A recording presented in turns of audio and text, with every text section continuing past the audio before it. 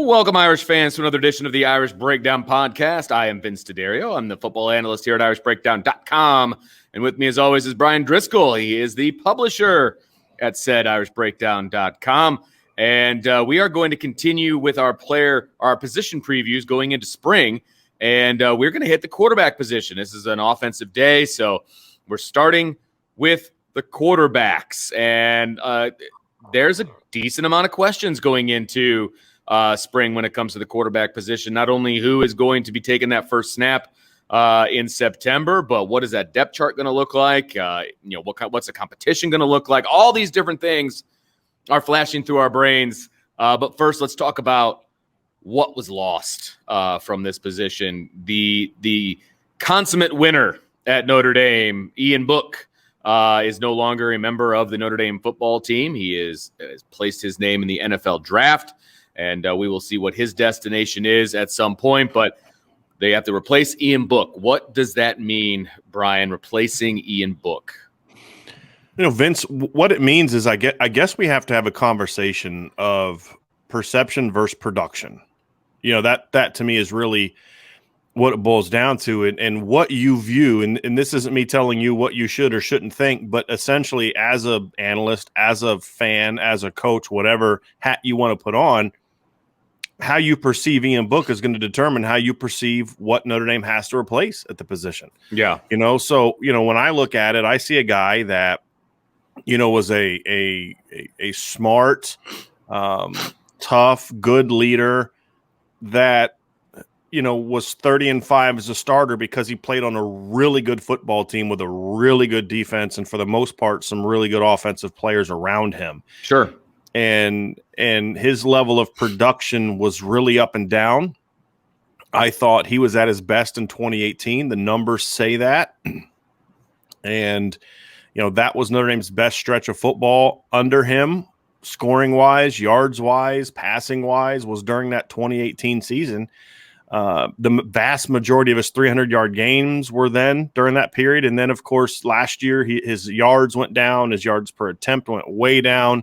His touchdowns went up, which was good, but there was a lot of other indicators that showed he had taken a little bit of a step back. And then, of course, this past year, from a production standpoint, it took a huge step back. So yeah, no kidding. The question you have to ask yourself is, did Notre Dame win this season? Did they go 10-0 in the regular season this year because Ian Book is just this exceptional playmaker that just always makes the big plays in the money situations? And I don't know if we can really say that a whole lot. There have been times here and there, but, we think of the Virginia Tech game in 2019, but I would argue that better quarterback play the first 3.5 quarters would have meant that they would have been in that situation to begin with.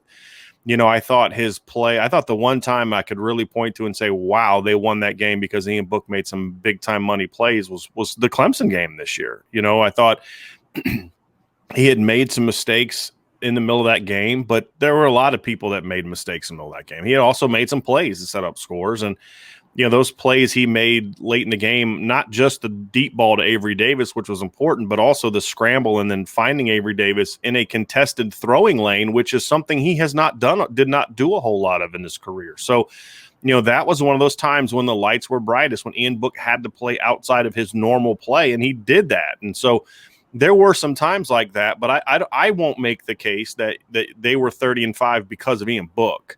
I just don't think you can make that argument. I think when you look at Notre Dame's record against ranked opponents during that stretch, you can't make that argument.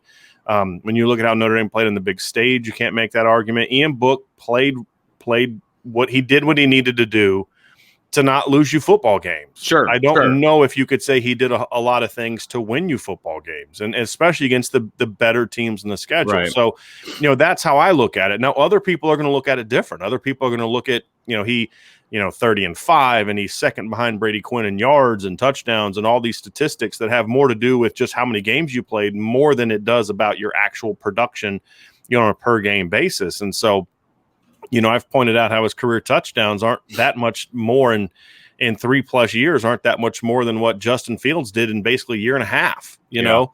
So it's all relative, and how you view what needs to be replaced is how you view Ian Book's role in Notre Dame's 30-5, because the case for him is easy. Well, they went to undefeated regular Right. seasons and Those two are all playoff team berths. records, man. Like, Right. It's like, I mean, we've seen in Major League Baseball, what was it? The Jacob deGrom for the Mets a couple years ago had an ERA below 2, but he wasn't plus, over 10 wins by very much. And then we've seen years where guys win 20 games and have ERAs in the 4s, Yeah. and because it's a team record. And so you have to look at what was his role in that. I think there are quarterbacks you can point to and say that team won because of that quarterback. I think, Clemson the last couple of years, I think won games because of Trevor Lawrence, because I don't think they were as talented as they were in 2018 or 2016, or even to some degrees in 2015. So, Joe Burrow obviously was an elite playmaker in 2019. LSU won because of, Joe Burrow's ability to execute that offense at an incredibly high level. I don't know if I would accept that for Ian Book. So, but that's kind of what makes this discussion fun. And it's a never ending discussion because people have kind of come down on their sides. Ian Book was the ultimate winner, and yeah, they're not moving. But, I think for me, Vince, it's one of those things where the hardest part to replace from an Ian Book standpoint is you're losing a leader. You're losing a high character player.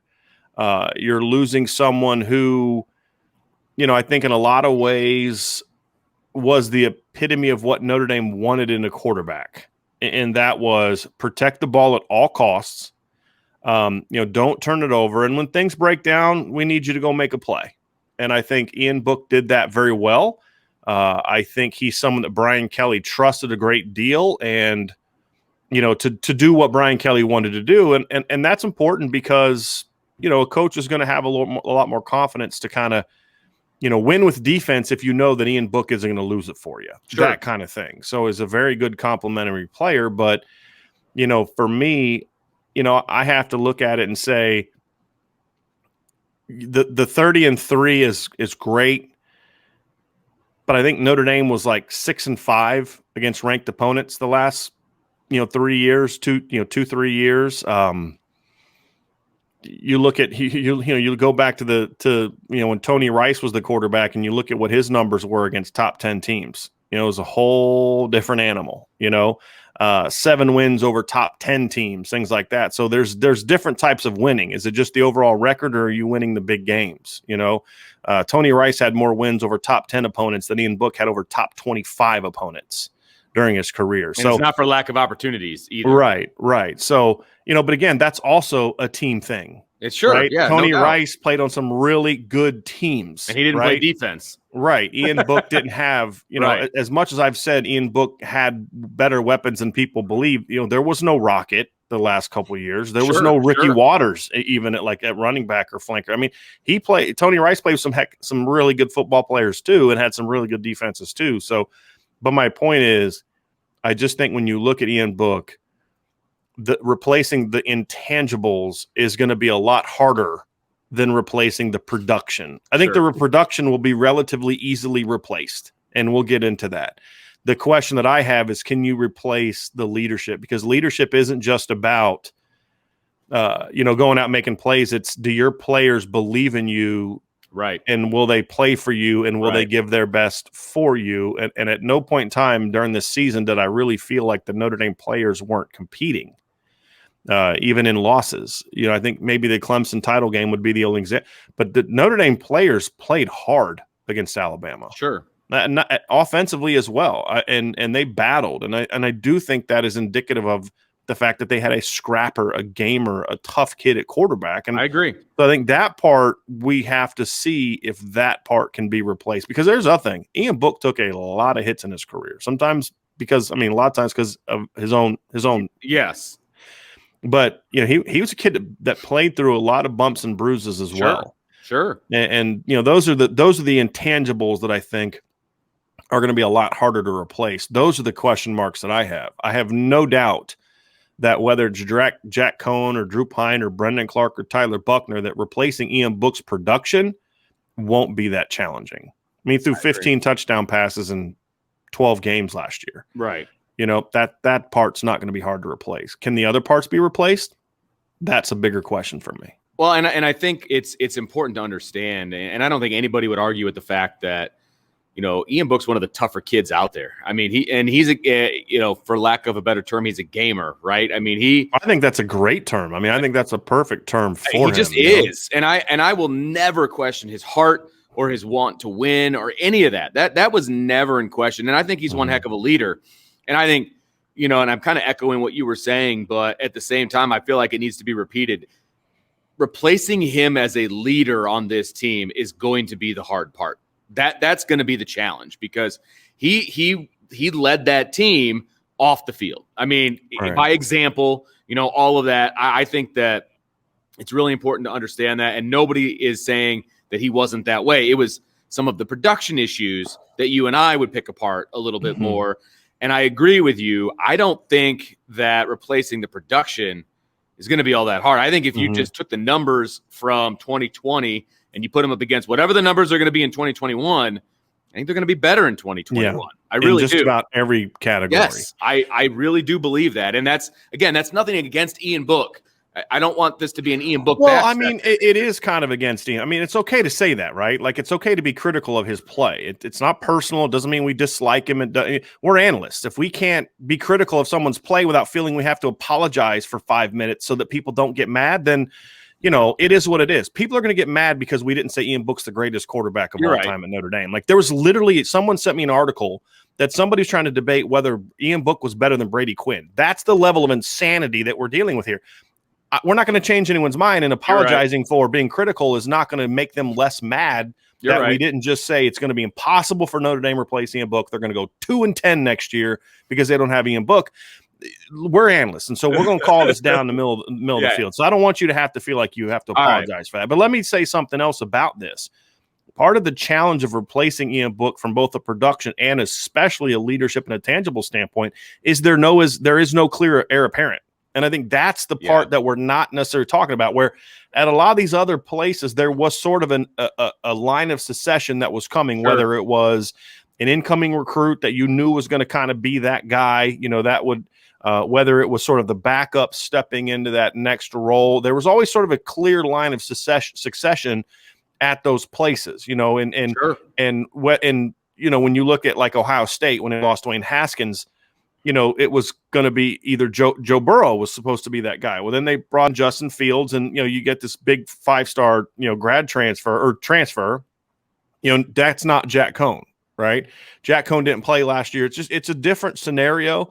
Alabama, I mean, you knew it was Jalen Hurts, and then if he played his entire career, it was going to be Tua Tagovailoa was going to take over at some point in time, and then after that, it was going to be Mac Jones, and after Mac Jones, it's going to be Bryce Young. You're looking to go Oklahoma.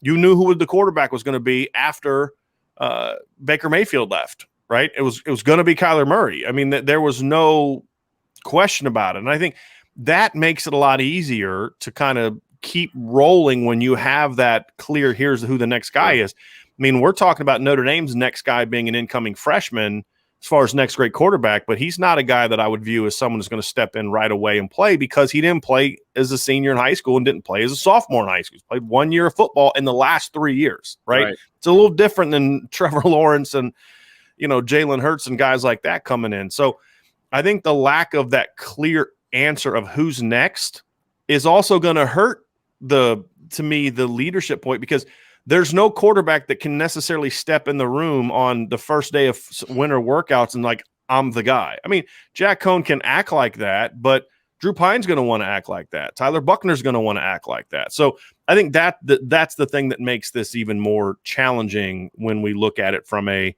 replacing Ian Book standpoint. Is there was one guy in front of the room the last 2 years, and now there's 4.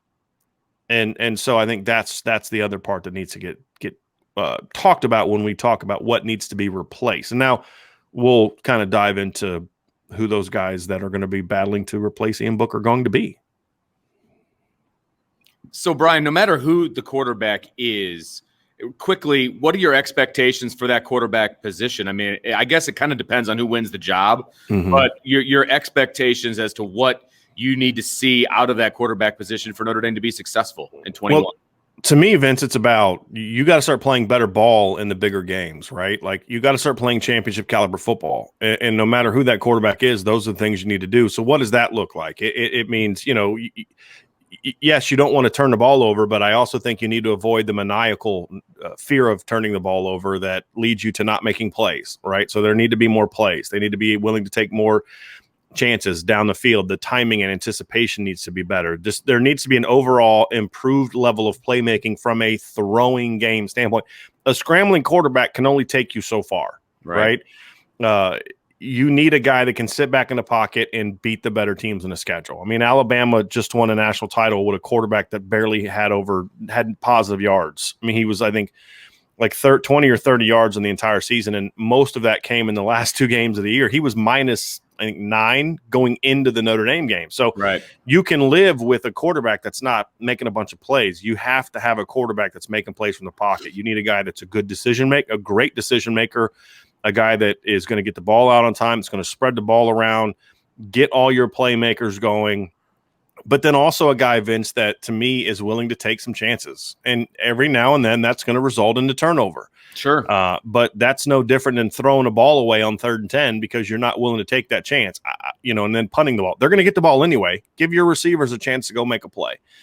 And so I want to see that. Those are the things that we need to see from whoever that next quarterback is, whether it's a senior, a sophomore, a junior, or a freshman. I mean, that's what Notre Dame has, right? They have a senior and Jack Coan, a junior, and Brendon Clark, sophomore Drew Pyne, freshman Tyler Buchner. So I don't care who that guy is. That's the level of play that Notre Dame's going to need at quarterback. You're going to have to see improvement from a pass game decision-making standpoint for this offense to take the next step, even if they continue to stay in the same archaic system that we've criticized. The fact of the matter is what we've also said during much of the last 2 years is there's been opportunities for guys to make more plays if the quarterback will get the ball out, right? That's been our big criticism of Ian Book, correct? You brought that up earlier in the show.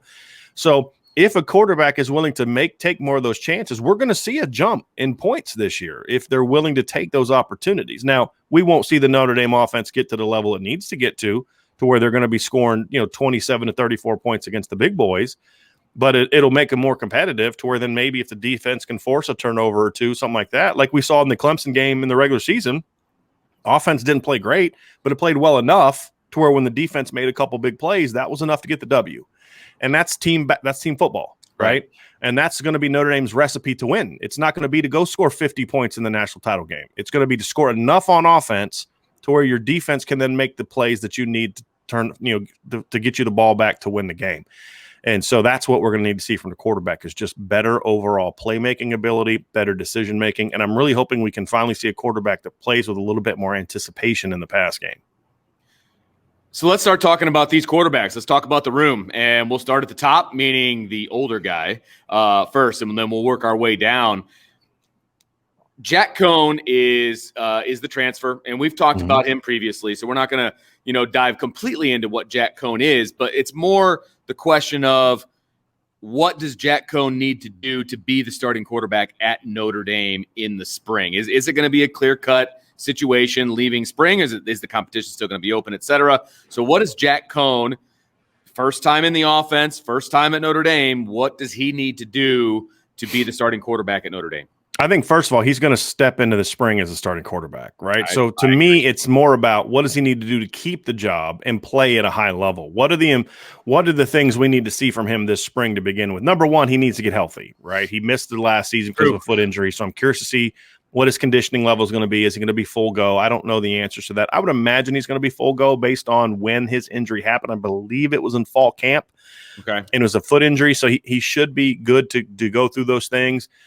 He's going to have to fight like crazy to get acclimated with the people at Notre Dame. That means, things he should already be doing. He should already be organizing workouts with the receivers, things that I've heard. I talked to a source the other day that said that the quarterbacks, and the word I was told was quarterbacks, have been doing a lot of organizing offensive workouts on their own, which they're allowed to do. Kids can get together anytime they want.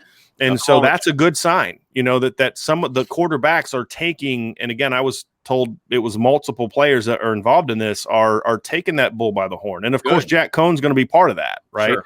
And so getting acclimated with them as players, but also getting acclimated with them as people. I think one of the things that I would suggest to guys, and this may sound silly to people, but this is super important. I know where you're going. One thing I would do is say, hey, look, why don't you, if you're living off campus, have your offensive linemen over for a week and with the other quarterbacks. I mean, show leadership in that room as well. Don't exclude the other quarterbacks so you can, hype up the offensive linemen, because that could then rub some people the wrong way. Sure. But have the other quarterbacks and the offensive linemen over for the events and different things like that. Stick to the COVID protocols, obviously, but have those things, build those relationships to where those guys know that you're in this and you're as committed as they are to going out and winning this year. And I think if you win over your position mates, and then you win over the linemen, and everything else will fall into place, right? Because receivers are going to love you if you get them the ball. As long as they're getting the rock, man. It's all the matter. So you can be their best buddy, but if you don't get them the rock, it's like, hey, man, I love you, but, we need to maybe play this other dude because he gets me the ball. So I think those are the things I think he needs to do first and foremost, because he's got to win that trust of his teammates first. Yeah. And that's not easy for a transfer. I mean, because you're coming in – it's like being the adoptive child, right? I mean, you're coming in, and I don't know if that's a good analogy or not, but you're coming into a family that's already established, and you've got to earn their respect, and it's not an overnight thing. And I think that's what people need to understand. It's not like he just walks in the door and instantly has their respect. Right. Unless he walks in the door and he's, Trevor Lawrence, meaning like he's 6'6", he's got the best arm they've ever seen. You know what I mean? There's certain physical traits that can command, like, I don't really care if that guy's a jerk or like, have you seen him throw? You know what I mean? Like, we can win a title. I can suck up dealing with this guy for a year if it means we're going to win a title. You don't want to I'm not saying that's how Trevor Lawrence was. I'm just saying, like, guys will give you an automatic respect if you have that. And Jack Coan doesn't have that. I like his tools. They're better than I think people realize. I think his overall production and skill set was tamped down by the offense that he plays in. We broke down last time we talked about Jack Coan, how his numbers were so much better than every other quarterback that played there other than Russell Wilson. Right. So, I mean, I think he's got a better skill set than people realize, but if he's not confident enough in himself to go out there and gain the confidence of his teammates, then ultimately he's not going to be a good enough quarterback. I mean, when he didn't step in the lineup at Wisconsin until I think he'd been in the program for 2 or 3 years. So he had time to do it. He's got to expedite all of that because he's got 1 year.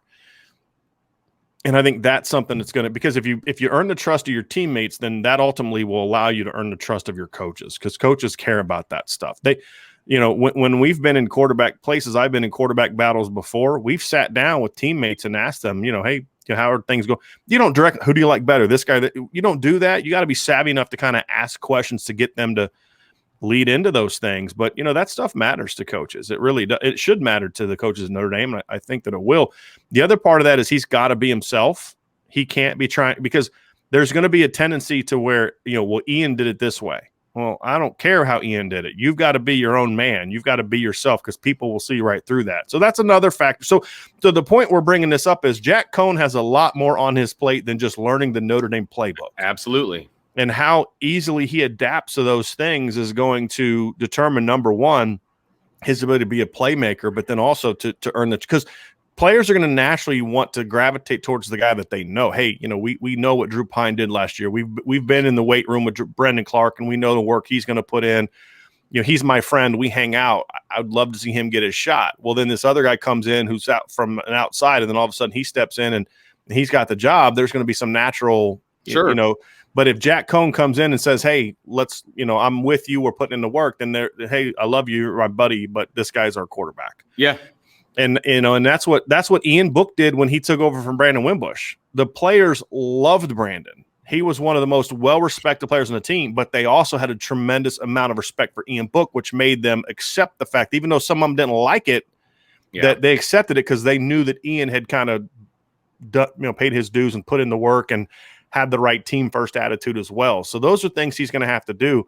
But then also, Vince, he's going to have to hold off a hard charge from the younger players. He's going to have to come in and be aggressive early. You don't want to fall into this rut early of being so afraid to make a mistake that you then don't make any plays. That's to hold on to the job. He needs to kind of have I'm not worried about winning the starting job. I'm worried about leading Notre Dame to a championship. And what do I have to do that? And that, to me, is going to be the biggest challenge for Tommy Rees with all these quarterbacks. when you get in a quarterback battle, your focus can be so much on winning that battle that you lose sight of the bigger picture. And I think that's one of the things that happened in 2016. The focus was so much on the quarterback battle that it wasn't on how are we building this team properly to go out and win a championship. Sure. And not only did they not win a championship, they didn't beat hardly anybody that year. And there was a lot of other circumstances, so I'm not saying it's a direct comparison. I'm simply making the point that your focus can't be on, I got to beat out Jack Coan, or if you're Jack Coan, I got to hold off Tyler Buchner and Drew Pyne and Brendon Clark. It's got to be, how do I go lead this offense, and how do I go become the playmaker this team needs, and then not worry about turn. Because then when you're worried about the other guys, it's, I can't throw a pick here, I can't make a mistake here, I've got, and so then all of a sudden I'm not going to bang this corner route because it's tight coverage. I'm just going to check it down, and that's the danger of being in a quarterback battle. And so I think that's something Tommy Rees is going to have to do, is how do you push this group, beginning with Jack Coan, because he is the veteran, to say, hey, don't worry about making a mistake every day. Don't worry about if I don't play well this day, then all of a sudden I'm going to be behind. Go out, be aggressive, play your game, execute the offense, because you need to be focused on doing what you need to do to have a great offense, not so much on winning the job. And that's my big fear. And I think Jack Coan has to be the tone setter for that. He has to come out being willing to take those chances. As you get used to the offense, don't just take the check down because you're not sure. You make your read and take that chance. And if you make the mistake, then don't make it again.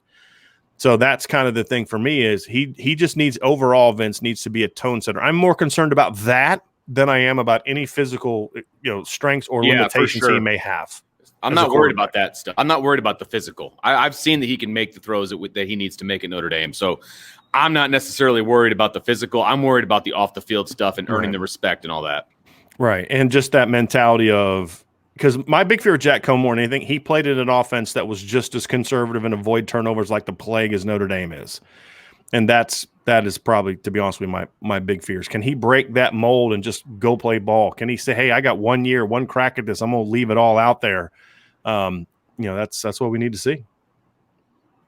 So, Brian, we've kind of hashed out the Brendon Clark, Drew Pyne, situation on a previous podcast. So I don't want to go terribly deep into that, but going into spring, we at least need to touch on the fact that are these guys going to get an opportunity, that kind of thing, and let's assume that they are getting that opportunity. What do they need to do to push Jack Coan, who we believe is probably going to be the starter going into spring, but it's their responsibility to push and to potentially take it over, right? So what are we looking at from those two guys? And we're lumping them together because they're both the returning guys, and we've talked about them before, so I didn't want to dive too deep, but what do their opportunities look like? Well, I think for Brendon Clark, the biggest thing is he's got to prove he's healthy. Yes. And that's my big fear for him, and my concern for him is if he's limited this spring, he's going to have no chance. Zero. No chance, because there's just too much talent. And you just, he doesn't have enough.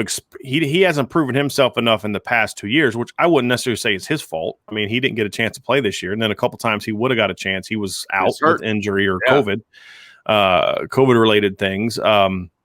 So he's got like 7 career pass attempts. So it's not like he proved himself to a level where like, hey, look, we've seen what he can do on game day, so we're going to give him that opportunity to go play. He's got to be able to get back out there. And I think, look, the thing about Brendon Clark that has going for him is he's probably the best athlete. He's definitely the best athlete of the returners. And he has, I would argue, the best arm strength of any quarterback on the roster, including Tyler Buchner. I mean, he's got a powerful arm. When he's right and his mechanics are right and his decision making is right, he'll throw the best. He'll have the best throws of the spring practices and fall camp. He'll make some gorgeous throws, but he's got to improve his decision making a ton. They need to see from him this spring a big jump in the mental acumen of running the offense. Yeah, they also need to see a little bit more poise in the pocket from him.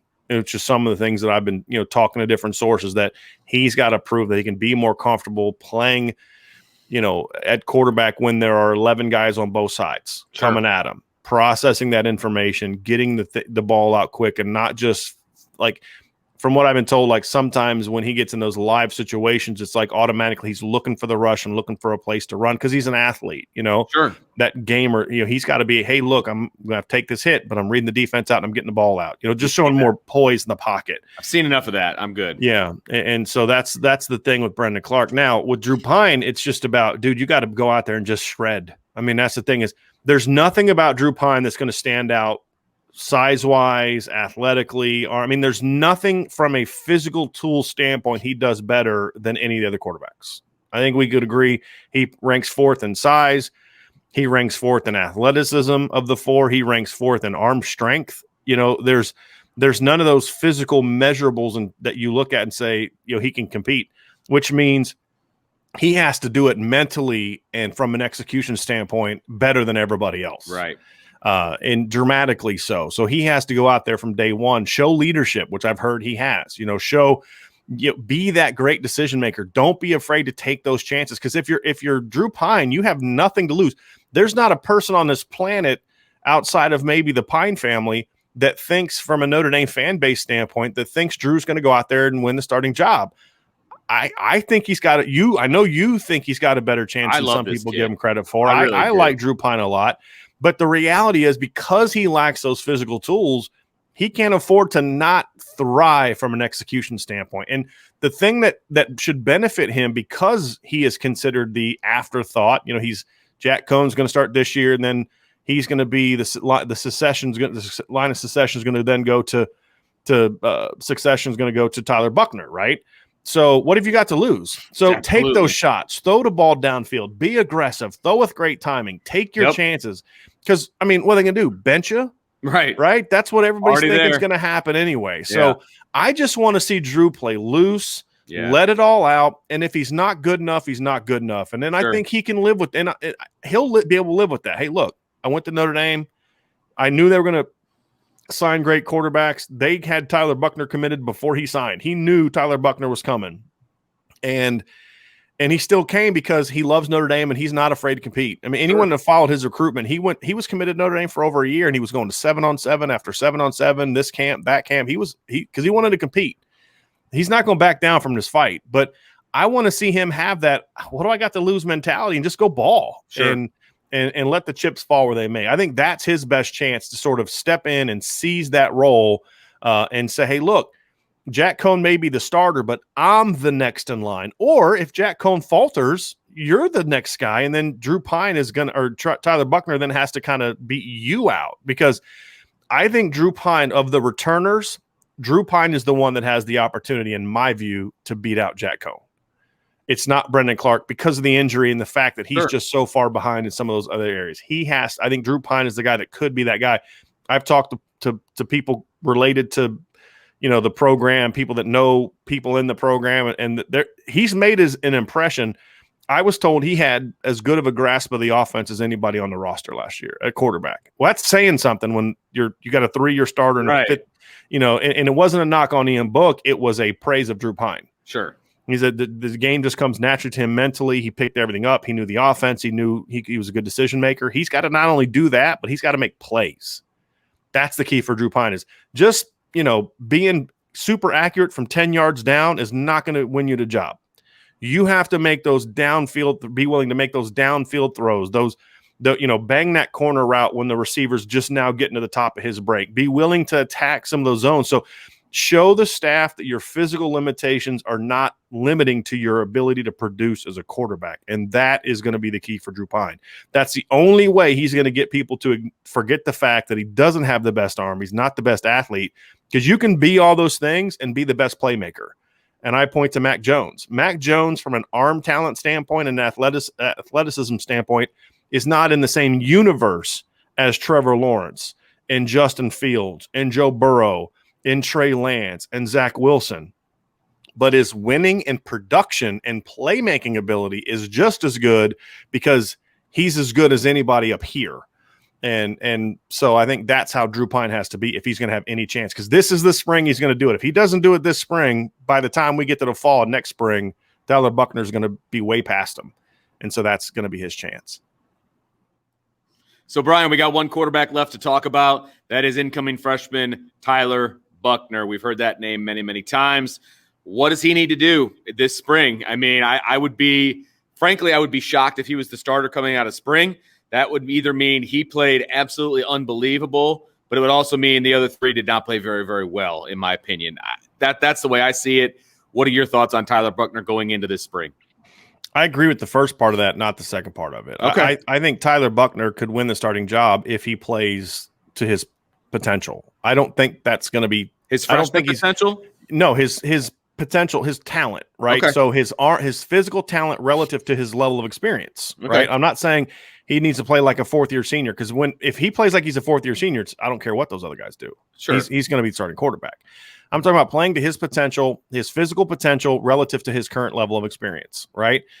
Because he's got the second best arm of the quarterbacks. He's definitely the best athlete, in my opinion. I think Brendon Clark is a powerful athlete. Tyler Buckner's a better foot quickness, speed, more that athletic. kind of athlete. Yeah. Right. And to me, he's got all the other intangibles you want, leadership, poise, all those kind of things. He just hasn't done it a whole lot in real football situations against good competition. He also didn't get the chance to go compete at a lot of different events. There was no opening. There was no Under Armour All-American game. Those things where he would have been able to kind of go toe-to-toe with the best quarterbacks. He didn't get that chance. Now, I believe he would have if the opportunity was there. I think he would have been like Drew Pyne, but because of COVID, all those things were canceled. So There's so much development that he lost out on that's going to hurt him. That's why I don't expect as much from him as I think a lot of other people are. Now, having said that, if he's able to kind of shake off all that rust of not having played last year, not having all those kind of things, and his talent takes over, he'll have a chance to win a starting quarterback job. I just don't think the expectation should be that he will do that, because I think that's unfair when you consider that in the last 3 years, 18, 19, and 20, right, during Notre Dame's great stretch where they've gone 33-5 and Ian Book has started all these games, right? Tyler Buckner's played one season of high school football during that stretch. Yeah. And so it was dominating. It was and I'm dominating. not talking about he was like a backup to a great player, but he wasn't practicing because he was hurt in 2018. And then in 2020, there was no football. Yeah. So he wasn't even playing at all. Now you can say he's been with quarterback coaches and all, but that's not football, right? Right. That's working on your mechanics. So, what we need to see from Tyler Buchner is how quickly can he shake off that rust? How quickly can he not only get used to, he hasn't had to lead. He hasn't had a team to lead the last year, So, it's just been worrying about him, and that's fine. And hopefully that'll help him be ready to play as a quarterback. But how quick is he going to adapt to the other parts of the league? How quickly can he adapt personality-wise to his teammates and leadership-wise to his teammates? How quickly can he get used to, he's been running 1 million drills the last year, and that's great. That's keeping him athletically fresh, but that's not football.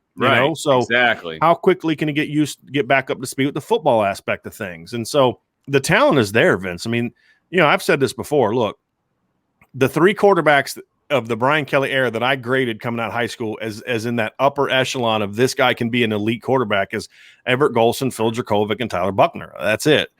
And I'm someone who liked Deshaun Kaiser a lot coming out. Malik Zaire was a very good quarterback coming out. Brandon Wimbush was a very good quarterback coming out. All those guys were excellent players coming out of high school, but those three, to me, their combination of arm talent and athleticism and proven production. Everett Golson won a state championship coming in high school. He beat Jadeveon Clowney's team in a state championship, come from behind to win a state championship. Phil Dracovic won a state championship. Tyler Buchner did not, but again, he went kind of deep into the playoffs with not a very good team at a lower level of football in California. I would have loved to see what he would have done at Helix this year. Yeah. So, the talent is there, Vince. And so me throwing cold water on Tyler Buchner right now has nothing to do with me not believing in his physical talent. I think he's an incredibly talented quarterback. It's more of my fear is that unrealistic expectations are being placed upon him because we're focusing so much on his talent and not looking at the circumstances of what has happened the last, 2 to 3 years and how that has impacted him more than it has a lot of other quarterbacks, So, the last 3 years, Drew Pyne played 2 years of high school football. And then this year, while Tyler Buchner was sitting out because of COVID, Drew Pyne was on the Notre Dame football team at practice every day, running the second team offense at times, getting into games a couple times. You know what I mean? So those are advantages that Tyler Buchner did not have. And so I'm just afraid that he's going to come in and not light the world on fire And then all the people talking about how yeah. great he is now are going to start saying, well, he was overrated. He wasn't that good. Sure. And that's the fear, because he isn't overrated. He is, if anything, he's underrated because his rankings dropped because he didn't play this last year. I think he's a 5-star talent, but not every 5-star talent is going to step on the field and be Trevor Lawrence. You know how many throws Jameis Winston made his freshman year of college? 0. You know how many throws Michael Vick attempted his freshman year of college? 0. Do you know how many attempts Joe Burrow made as a freshman in college? 0, right? So the point is development is not everyone is Trevor Lawrence, right? And that's why Trevor Lawrence is a generational player. Tyler Buchner also came from a completely different circumstance. So that's where I'm getting at, Vince, is I'm trying to pump the brakes a little bit on the expectations of him. Having said that, Tyler Buchner does have the physical tools to go out and win the job at some point in time.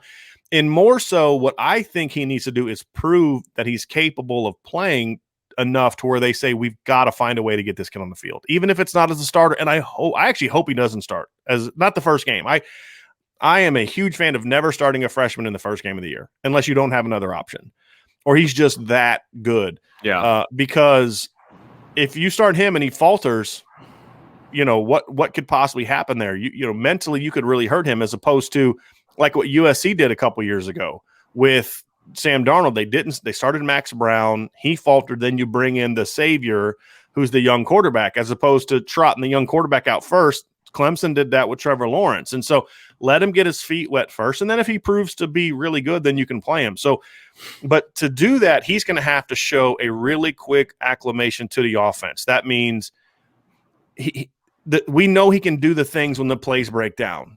Sure. He's going to make some miraculous plays like that. He's going to make some great plays. He's going to run around. He's going to be like, oh, wow, this kid's super talented.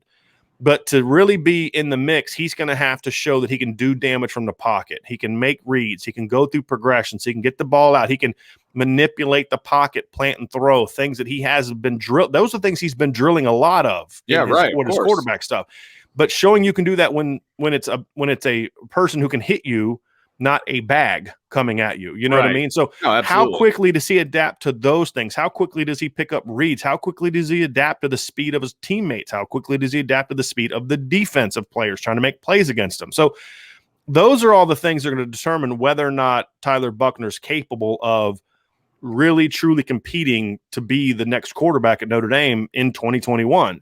And so how quickly he develops in those areas are going to be important. The physical tools are going to shine. He's going to make probably the most impressive plays of any quarterback on the team this spring. But it's, can he do the normal every down regular stuff of leading the offense, making the calls, making the checks, being a good decision maker, getting the ball out time, and then making plays. If he can do all those things, at some point in time, Tyler Buchner is going to have a chance to be the next quarterback at Notre Dame. One of the things we like to do with our position previews is we like to leave everyone with 3 questions, Brian. And it's 3 questions that we're going to be keeping an eye on during spring. And some of them might be answered, during spring. Some of them might not be answered until the middle of the season. We don't know. And how quickly they get answered will determine how successful this position will be. Absolutely correct. So our first question is, can Notre Dame replace Book's winning ways? And my favorite part is we put that in quote, winning ways. And that's, you didn't have to tell anybody that. Well, but that's for me. I love that. I love that. Our second question is, can Jack Coan be more productive? He's the presumptive starter. Can he be more productive than he was when he was at Wisconsin? Right, relative to what he did at Wisconsin, not relative to what Ian Book did. That is exactly correct. And then our final question is, will the younger players get a legit shot to compete? We both hope that they will. We both think that they can, but will they get that shot? That remains to be seen. But those are the 3 questions we're going to be keeping our eye on. And that's going to do it for this edition of the Irish Breakdown Podcast. Make sure you hit that subscribe button and smash that notification bell over on YouTube. And then, of course, subscribe to our podcast wherever it is that you get your podcasts. And finally, and certainly not the least, make sure you check out irishbreakdown.com for all the latest in Notre Dame news and analysis and everything else. So make sure you check out irishbreakdown.com. So until next time, Irish fans, I'm Vince, that's Brian, and we will talk to you then on the Irish Breakdown Podcast.